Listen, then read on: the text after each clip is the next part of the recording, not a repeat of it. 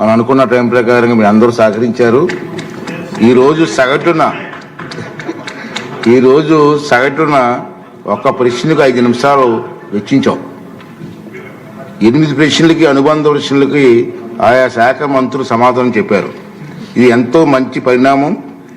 ముఖ్యమంత్రి గారి ఆలోచన విధానం కూడా నేను చూసాం, మరి ఎంత చూశారు మీటింగ్లో. సగటున ఒక్కో ప్రశ్నకి అందరి సహకారంతో, అంటే ఈరోజు 5 నిమిషాలు కేటాయించాం. ఇప్పుడు మనం టైం చూస్తే కొంచెం ఇంకా మిగిలి ఉంది కాబట్టి నెక్స్ట్ డే నుంచి 6-7 minutes వరకు వెళ్ళొచ్చు మనం. దానికి మీరందరూ కూడా సహకరించవలసిన అవసరం ఉందని చెప్పి మనం చేస్తున్నాను. తర్వాత గంట వ్యవధిలో 10 ప్రశ్నలు చేపట్టే కలుగుతుంది కాబట్టి, అంటే 2 ప్రశ్నలు పోస్ట్పోన్ అయ్యాయి. రోజు అవుతాయండి, ఎంచైతే వైసీపీ వాళ్ళు రారు కాబట్టి ఆ ప్రశ్నలకు పోస్ట్పోన్ దేంట్లో ఆనస్తుంది కాబట్టి. అంచేత ఈ విధంగా మనం చేస్తే మరి ముఖ్యమంత్రి గారు నేను చెప్పిన దానికి కూడా మనం సహకరించిన వాళ్ళు అవుతామని చెప్పి ఈ సందర్భంలో మనం చేస్తున్నాం. రెండో విషయం ఏంటంటే, ఇంకా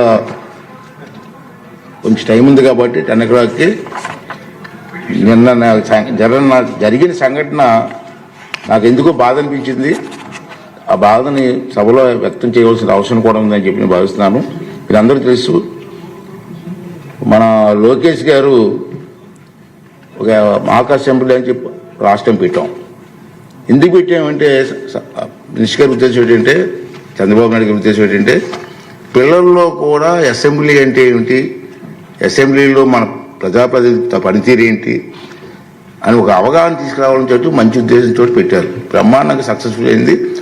మేము ఎన్నో రాష్ట్రాలు తిరిగాం, మధ్యని డిప్యూటీ స్పీకర్ మేము లక్నో ఎన్ని తిరిగాం. అక్కడ కూడా బ్రహ్మాండం చేశారు, వాళ్ళు కూడా మన ప్రశంసించారు. అయితే నిన్న సంఘటన గవర్నర్ గారి స్పీచ్ విషయంలో నాకైతే చాలా బాధ అనిపించిందండి.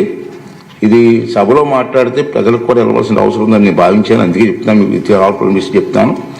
మన అందరం బాధ్యత గల ప్రజాప్రతినిధులు. ప్రజలు ఎంతో నమ్మకంతో మనకు ఓటేసి ఇక్కడ పంపించారు. వేలాది మంది పోటీ పెడితే కేవలం 175 మందిమే ఇక్కడ కూర్చున్న అరుదైన గౌరవం మనకు దక్కింది. మనం ఏ పని చేస్తున్నా, సభలో ఉన్న సభ వెలుపల ఉన్న ఈ విషయం గుర్తుంచుకోవాలి.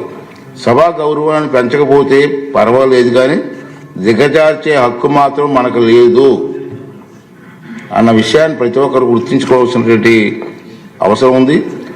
దురదృష్టవశాత్తు నిన్న మనం ఆహ్వానం మేరకు సభకు వచ్చేసిన గవర్నర్ గారు ప్రసంగిస్తుండగా మనం చూసిన దృశ్యాలు మనకు ఖచ్చితంగా తలవంపు తెచ్చేవే.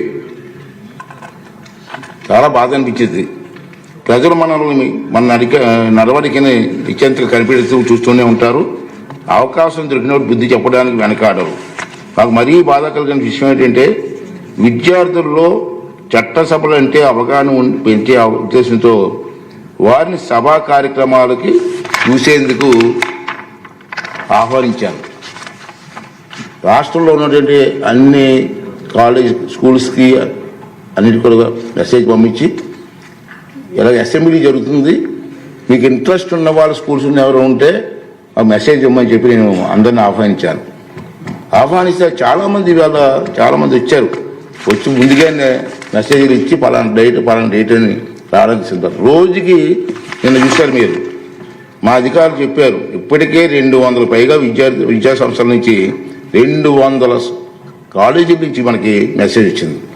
మా పిల్లలు తీసుకొస్తామని మాకు అవకాశం ఇవ్వండి అని. అది ఈ అసెంబ్లీ టైంలో అందరికీ రోజుకు ఒక స్కూల్ చెప్పి ఇస్తున్నాం. వాళ్ళు కూడా అసెంబ్లీ ఏంటి అన్న అవగాహన వస్తున్న ఉద్దేశంతో. మీకు తెలుసు, ఒక సదుద్దేశం ఏంటంటే, విద్యార్థులకు రాజకీయాలన్నా, చట్టసభలన్నా, ప్రజాప్రతినిధులన్నా సానుకూల అభిప్రాయం కలగాలన్న ఉద్దేశంతో వారిని ఆహ్వానించాను. కానీ మనం చేస్తున్నది ఏమిటి? గవర్నర్ గారి ప్రసంగాన్ని నినాదాలతో అడ్డుకొని కాగితాలు చింపి వెదజల్లని సభ్యుల ప్రవర్తన చూసి ఆ విద్యార్థులు ఏం నేర్చుకుంటారు? ఇది సూటిగా మనం మాట్లాడాల్సిన అవసరం ఉంది. మనం గురించి వారు ఏమనుకుంటారు? ఈ ఆలోచన నన్ను కలసివేసింది. మన అందరం కూడా ఆత్మహత్య చేసుకోవాల్సిన అవసరం ఉంది. ఆ పసిపిల్లల మనసులో చట్టసభలు అంటే చులకడ భావం ఒక్కసారి ఏర్పడితే దాన్ని తొలగించలేము. అంచేత రాబోయే రోజుల్లో మన గురించి మాట్లాడట్లేదు నేను.